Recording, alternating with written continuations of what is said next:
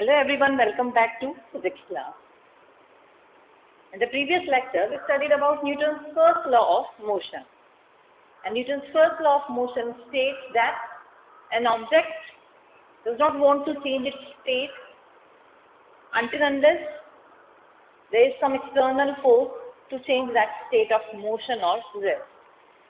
First law of motion is also known as law of inertia. We have seen many examples of inertia. Inertia is directly proportional to mass. In today's class, I am going to discuss about Newton's second law of motion. And this law is going to give you a new definition of force.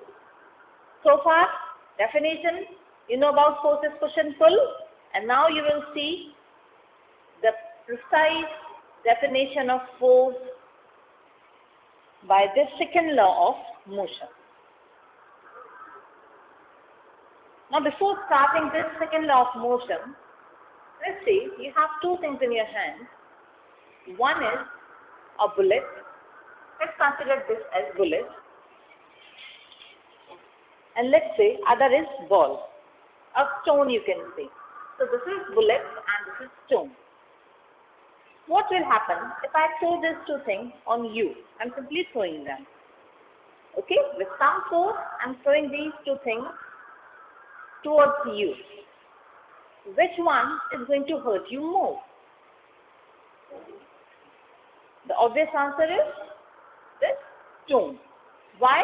The stone is much more heavier as compared to this bullet. Right? So here you can see the impact of force. This force is going to hurt you, and that impact is going to be decided by here mass. So one of the things on which force depends is mass. Okay, now consider this another situation. You have same one bullet and one stone in your hand. Now this bullet, the situation is a little bit changed. Now this bullet I'm firing with a gun. Okay. Now which one is going to hit you more? This simple bullet, same bullet, or this stone? Now this bullet. Why? The obvious reason is because it is having much more velocity as compared to stone. Though here mass of stone is more, but this bullet has much more velocity as compared to this stone. That's why it's going to hit more. Or in a better term you can say, for this bullet change in velocity is large, so it has large acceleration and that will hit you more. So from this example you can understand one thing clearly. Force depends on mass and acceleration both. In one case we have seen dependence on mass, which is more effective. In other case you have seen dependence on acceleration, when you are hitting it with more change in velocity. So, with help of this example, I can write force and denoted by F. It is proportional to mass. Okay, this is the sign of proportionality. That means if I increase mass, force is going to increase. And it also depends on change in velocity of that object, or I can say acceleration. Okay. So two things on which force depends is mass and acceleration. And if I have to write this in a proper format, I can write force is nothing but mass into acceleration.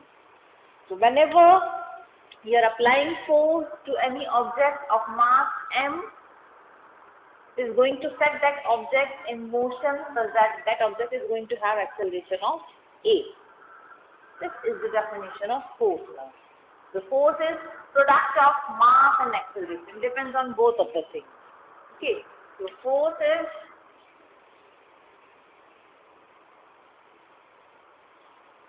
product of mass and acceleration. Whenever you are applying force to any object, you are setting that object in motion. Right? But then it depends on mass also. Again, you can imagine one situation.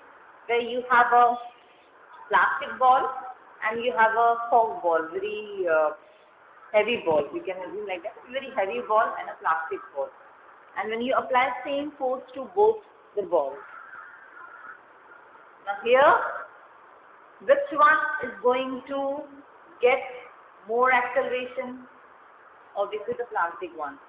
It has less mass, right?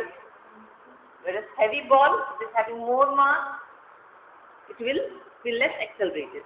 Now next thing, when same you have heavy ball and a plastic ball, and now both are coming towards you.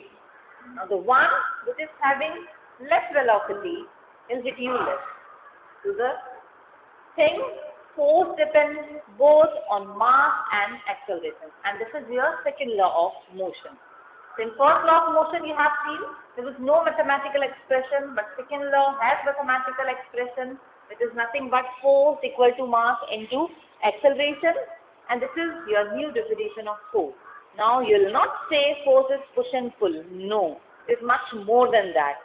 Force is product of mass and acceleration, or you can say for any object of mass m, when you are applying force to that object, it will set that object into motion such that that object is going to have acceleration a.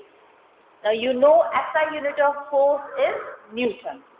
Okay, so I can write here Newton. There is one more way by which you can write this SI unit, by writing SI unit of these two. So what is SI unit of mass? Kg. What is SI unit of acceleration? Meter per second square. So you can also write SI unit of force as kg meter per second square. In the next lecture, I will show you some numerical based on force, mass and acceleration, and we will also see situation where you can apply, where you can better understand the second law of motion. Thank you.